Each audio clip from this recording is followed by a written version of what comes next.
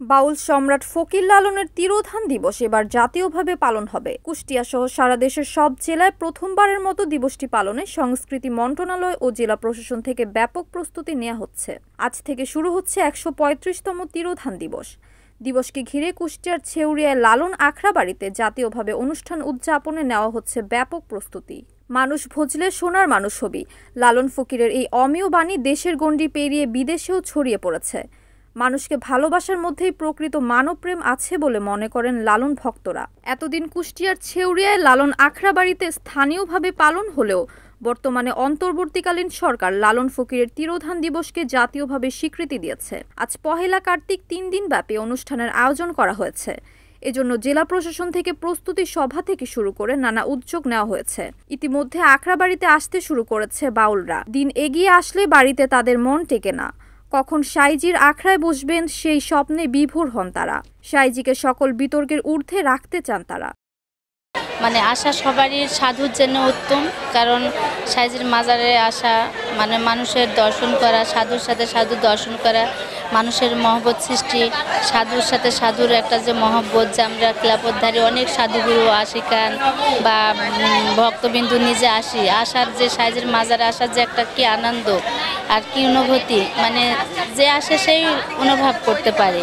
আসলে সাইজির মাজার দর্শন না করলে তো ভালো লাগে না, বাড়িতে এই টাইমে বসে থাকতে ভালো লাগে না। লালন সাইজির বছরের 2টা অনুষ্ঠান, ফাল্গুনের দোল পূর্ণিমায় একটা সাইজির খিলাফত দিবস, আর এই যে পয়লা পুষ, এই পয়লা কার্তিক, এটা হচ্ছে সাইজির তিরোধান অনুষ্ঠান উপলক্ষে এখানে যত সাধুগুরু আছে কিংবা আশিকান আছে সবাই সাইজির মাজার উপস্থিত হয়। সাইজির মাজার জিয়ারত করতে আসি, সাধু দর্শন করতে আসি।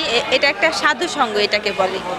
এটা একটা সাধু সঙ্গ, হচ্ছে যত সাধুগুরু আশিকান, যত আমরা সাইজির যারা প্রেমময় বাণীতে যারা মুগ্ধ, পাগল, মানবতার ধর্মে যারা পাগল, যারা প্রত্যেকটা ধর্মকে শ্রদ্ধা, ভালোবাসে, ভক্তি করে, তারা সবাই এই লালন সাইজির মাজারে উপস্থিত হয়। বর্তমান প্রজন্মের মধ্যে লালন ফকির এমন একটা সাড়া জাগিয়েছেন, মানুষের চোখের পর্দা, অজ্ঞানতার পর্দা যেটা বলি আমরা, সেই অজ্ঞানতার পর্দা কেটে যাচ্ছে আস্তে আস্তে। সেই অজ্ঞানতার পর্দা কেটে যাচ্ছে আস্তে আস্তে। লালনকে তথা আধ্যাত্মিকতাকে বোঝবার জন্যে এই প্রজন্ম তারা এগিয়ে আসছেন। আমরা এই প্রজন্মকে, প্রশাসনকে, সরকারকে আমরা আরও সাধুবাদ জানাই, আরও ধন্যবাদ জানাই।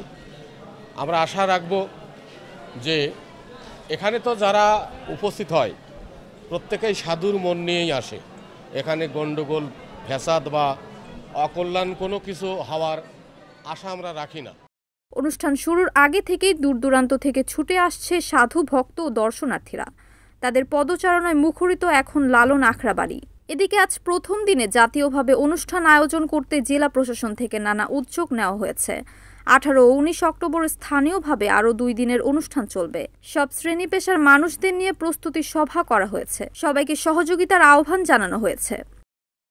অত্যন্ত তাৎপর্যপূর্ণ আমাদের জন্য, আমরা যেন সবাই যে যার অবস্থান থেকে কমিটিতে থাকি আর না থাকি। Nazmul Hasan, NAN TV, Kushtia.